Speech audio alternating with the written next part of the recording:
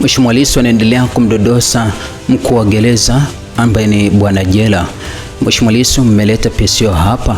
Bwana Jela, ndio mawakili wangu walileta.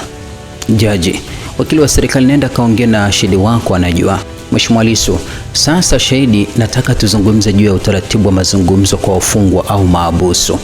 Tuanzie hapo. Soma kanuni ya 9H ya kanuni za usimamizi wa magereza. Je, ni kweli wafungwa wana haki ya kutembelewa gerezani? Bwana Jela, ni kweli. Mheshimiwa Lissu anasema wafungwa watatimiza haki hiyo kwa mujibu wa kanuni ya 12 ya kanuni hizo. Bwana Jela, ni kweli. Mheshimiwa Lissu, soma kanuni ya 12 kifungu kidogo cha 5 inasemaje? Je, kwa kanuni hiyo wafungwa wanapotembelewa na wageni wao, mazungumzo yao yatafanyika kwa kuona na kusikilizwa na afisa wa gereza mmoja? Bwana Jela, ni sawa tu, ni sawa kwa kanuni hii.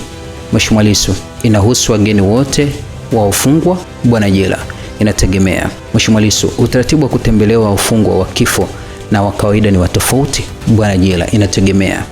Mheshimiwa Lissu, je, askari mmoja kwa wafungwa wa kawaida na askari wawili wa wafungwa wa kifo, utaratibu wa kutembelewa kwa wafungwa na watu wa kawaida na mawakili wao ni sawa? Bwana Jela, kwa mawakili askari ataona lakini hata sikiliza. Jaji Rumisha, si unaona tunaenda vizuri sasa Lissu? Mheshimiwa Lissu, vizuri kabisa. Sasa shahidi, tuambie, mkuu wa gereza la Ukonga, una matatizo ya kusikia au hauna? Bwana Jela, niko vizuri, mimi nasikia. Mheshimiwa Lissu, Assistant Commissioner on Prison Richa ana matatizo ya kuona na kusikia au hana? Bwana Jela, sijui. Watu wanacheka kimya kimya. Bosi hajui kama msaidizi wake anasikiliza vizuri au la. Mheshimiwa Lissu, je, ASP Mumbii naye ana matatizo ya kusikia? Bwana Jela, mimi sio daktari, sijui. Mheshimiwa Lissu, je, ASP Mohamed naye? Bwana Jela, naye pia sijui kama ana matatizo ya kusikia. Mheshimiwa Lissu, Sergeant Hamisi vipi, naye anasikia au hasikii? Bwana Jela, sijui.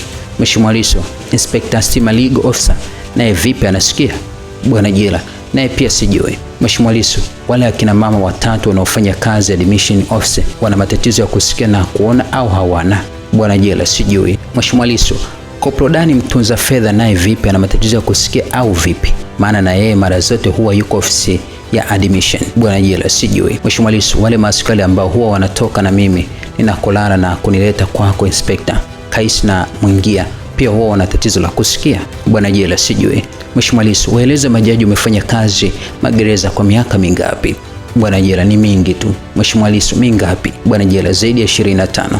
Mheshimiwa Lissu, uliingia mwaka gani? Bwana Jela, 1995. Mheshimiwa Lissu, kwa hiyo ni miaka 31.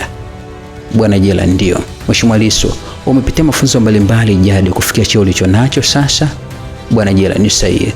Mheshimiwa Lissu, kwa hiyo wewe ni msomi wa masuala magereza hadi umefikia hapo? Bwana Jela, ni sahihi. Mheshimiwa Lissu, je, kwa uzoefu wako jeshi la magereza linaweza kuajiri askari haoni au hasikii? Bwana Jela, haliwezi kuajiri, lakini unaweza kuumwa ukiwa kazini. Mheshimiwa Lissu, akiajiliwa haoni akapofuka ataendelea kuwa askari magereza? Bwana Jela, mimi sio daktari. Watu wanacheka mahakamani na Mheshimiwa Lissu anaendelea, anasema kama atakuwa hasikii, je, ataendelea kuwa askari magereza? Bwana Jela, sina jibu. Mheshimiwa Lissu, hata kutokuwa na jibu ni jibu pia. Mheshimiwa Lissu, je, askari magereza ambaye hasikii au haoni atashuhudiaje mazungumzo ya mfungwa na ndugu zake watakapokuja kumtembelea?